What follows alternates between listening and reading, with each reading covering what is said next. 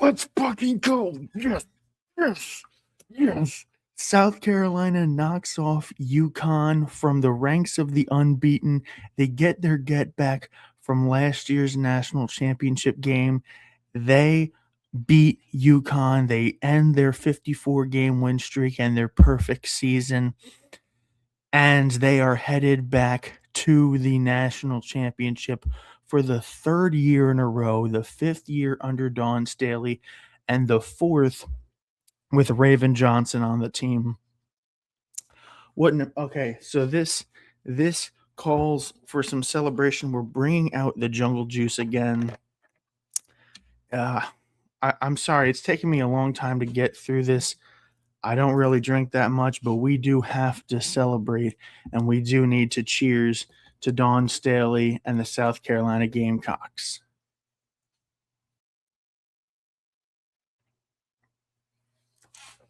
Ugh, that's rough. But they did it.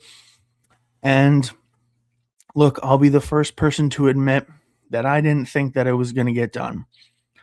I picked Uconn in my bracket to win the national championship. I didn't think that South Carolina would be up to the task of beating this Uconn team. And I will stand there and admit that I was wrong. And I am so glad that I was wrong. I am so proud of this ball club.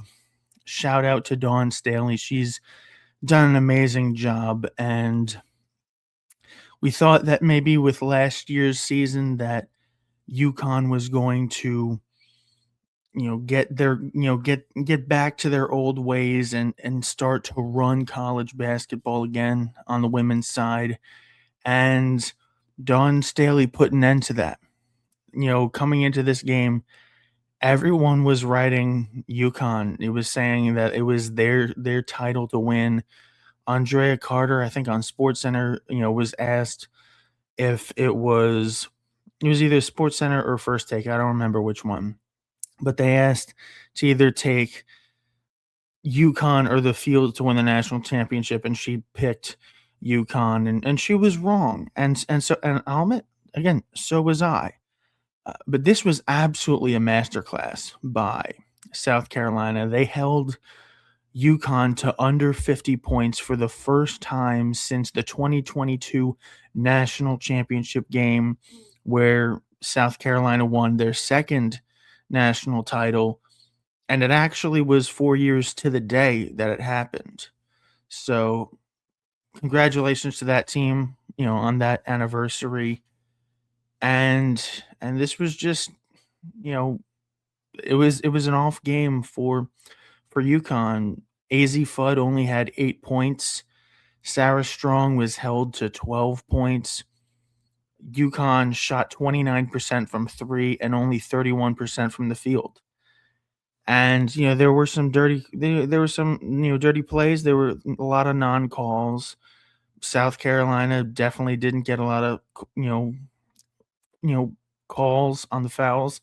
And then Gino Oriema is mid game bashing Dawn Staley and saying how they're not getting any calls, and then immediately South Carolina starts getting calls. I'm not accusing him of telling the refs to call more fouls on South Carolina. I'm not accusing him of trying to fix the game, but he starts complaining, and then all of a sudden, immediately, they start calling fouls against South Carolina. And, there's a lot of things that Gino Oriema did in this game. I'm not going to call him, I'm not going to accuse him of fixing the game, but I will rightfully call him a liar because he is a liar. So what happened when it's unfortunate that this is going to be the biggest news story from this game. It's going to overshadow this game, unfortunately. But so South Carolina had, second to last possession. They run out the clock.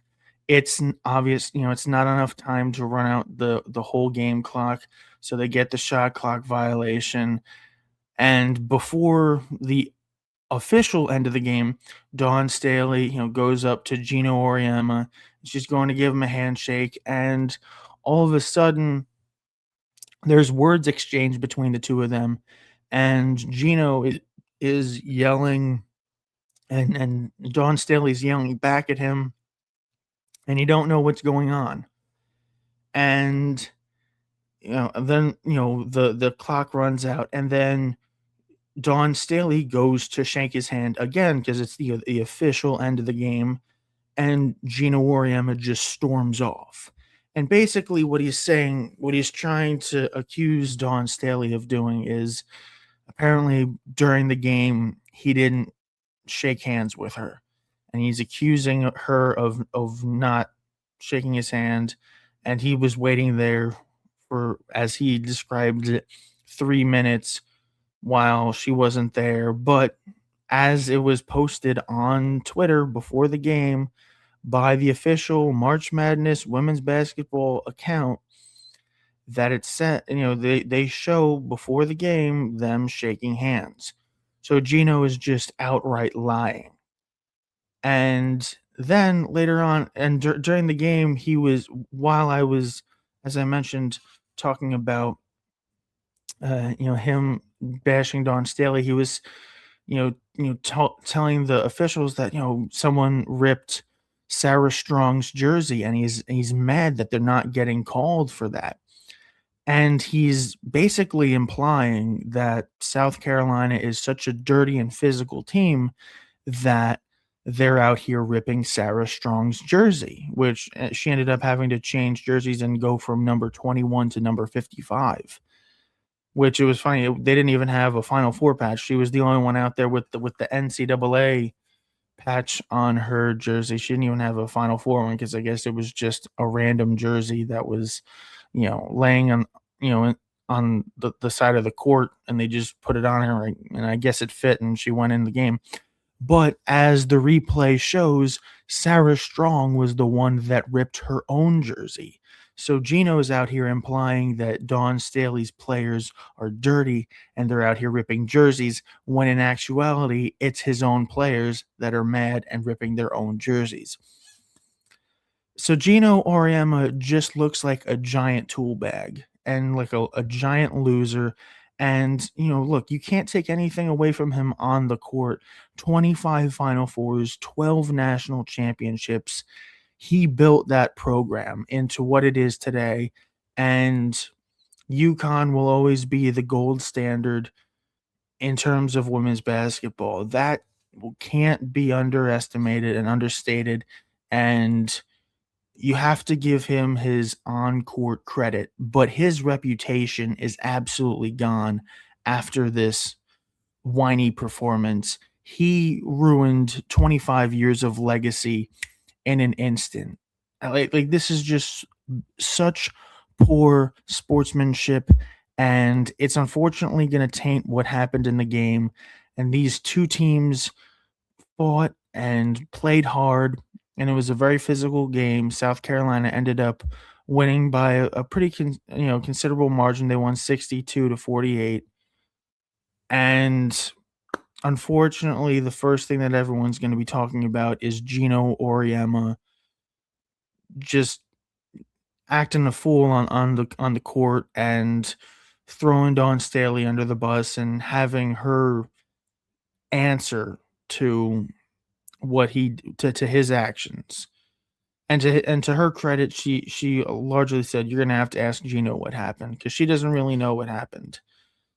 And it's unfortunate, but it is what it is, and we move on. But I mean, Dawn Staley just put together such a great defensive game plan. She was putting Raven Johnson on Sarah Strong. Sarah Strong is like 6'2", I think, and Raven Johnson's only 5'9". That's about a 5-inch difference, which 5 inches is a lot. It's some people are going to try and tell you that it's not a lot of inches, but it very much is a very respectable amount of inches, and also a great amount of personality as well. But yeah, Raven Johnson absolutely put Sarah Strong in a chokehold in this game, and the reason why UConn lost this game was because of their missed shots. There were plenty of times where South Carolina was just leaving a girl wide open, and they weren't able to make their shots. That's not on Dawn Staley. That's not on the refs. That's on your players not being good enough. So, Dawn Staley cooking up a good defensive game plan, out coaching Gino, and UConn just missing open shots is the main reason why we're in this spot. And you can blame the coaches and the refs all you want, but when Sarah Strong and AZ Fudd are combining for 20 points, you're not going to win many games. You also have to give a huge shout out to Tanaya Ladson. She scored 16 points, perfect 10 for 10 from the line. She wasn't great from the field, but she was attacking the basket and she was getting calls and she was hitting her free throws. And that's another reason why South Carolina was so good, was because of their ability to hit those free throws, which a lot of them came from Tanaya Ladson. And I'm really excited for her because, as has been documented throughout this journey, she went to high school with Raven Johnson at Westlake High School in Atlanta, and now they are competing for a national championship on the same team. That's why she transferred over. She's taken her role with grace. She led the nation in scoring last year at Florida State, and now she's coming into a smaller role. She's still getting her buckets. She had 28 points in one of the tournament games, but then the next game she had 3. That's kind of how this team works. One player gets a good game. They might not be on top of their game the next time, and someone else takes their spot. And you also got to give another huge shout out to Agot, aka Gotti McKeer, who, if you remember, she was uh, the team that she picked for, or was going to choose. One of the finalists was UConn. It was between UConn, South Carolina, and another team. I don't remember, but those were two of the big 3 finalists, and she chose South Carolina over UConn. And in the Final Four with the national championship on the line, she comes off the bench and scores 14 points. She's been great this tournament. If she has another, like 15 to 18 point performance on Sunday against UCLA, I would very highly consider her to be the tournament MVP, because she has been nothing but consistent, and she kind of was, kind of slow coming off the bench, this season, but she started to gain confidence, and she played 28 minutes off the bench. South Carolina only went 3 deep. Miriam Dowda, Agot McKeer, and Maddie McDaniel were the only 3 players. Alicia Tornaby's the 6'7" French girl didn't even play. So this is actually a very interesting development, because South Carolina pretty much just had their girls out there, had the players that they wanted to play, and then Agot McKeer was a spark plug, got her opportunities. She was 2 for 2 from 3-pointers, especially hitting a huge 3 at the end of the first quarter to tie it at 15, and really set the tone that South Carolina was in this game to play and compete and win. And so you got to give major props to Agot McKeer, and if she's this good now, I can only wait to see her in her next 3 years with South Carolina and to see her evolve even more. So great job by her. Now, with this win and Texas losing to UCLA, which, side note, that was a terrible game. It's unfortunate that this was to build to be such entertaining basketball and a lot of high scoring teams out there. A lot of good defense, but the second game between UCLA and Texas did leave a lot to be desired, but we're glad that Texas is eliminated. All the teams that I hate are eliminated from the tournament, and now we just have to face off against UCLA, and UCLA looked pretty beatable against Texas. I must say, Texas beat them earlier in the season, giving them their only loss of the year, and UCLA, a great team, but they struggled a bit. And you're gonna have to face up against Lauren Betts. And Lauren Betts is 6'7", and she's an absolute monster in the paint. It's gonna be very difficult to defend her. Hopefully Medina Okad is up to the challenge. Her and Joyce Edwards will probably get the majority of the time guarding her. We'll see how it works. But you can let Lauren Betts get 18 to 20 points. You can let her get 25. You can even let her get off 30 points, but you can't let the rest of the team beat her. The rest of the team beat you. And I think that South Carolina is a far more deeper team and far more experience as well. Dawn Staley has been, like I said, to 5 national championship games. There's championship pedigree all over this South Carolina team. And this is the first time that UCLA has ever been to the national championship. So we will see if UCLA is up to the challenge or if the moment's going to be too big for them and South Carolina's pedigree and championship, you know, behavior and culture is enough to get them over the top. Now, I will say if South Carolina loses again in the national championship, obviously I'm going to be upset, but I really wanted to get our get back against Uconn, and we did that. And Texas isn't going to win a national championship. Uconn's not going to win a national championship. LSU is not going to win a national championship. North Carolina is not going to win a national championship. Clemson is not going to win a national championship.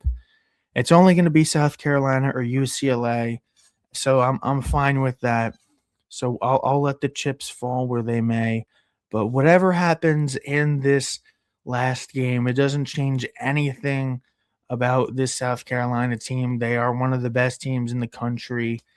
Dawn Staley is one of the best coaches of all time. Raven Johnson is going to be playing in her last game at South Carolina. She is one of the best players in the history of South Carolina women's basketball, and she should be up there amongst some of the greats to ever play women's college basketball. She's an absolute dog, an absolute winner. She's a competitor, and hopefully her and Tanaya Latson are able to fill out their childhood dream of winning a national championship together on the same team. But we'll see what happens. That does it for this video. If you like it, make sure you hit the like button. Make sure you drop a comment and tell me how much you like it. If you like my content, follow me on social media at Kevin Blakicki on TikTok, Twitter, and Instagram. And we'll see you again next time.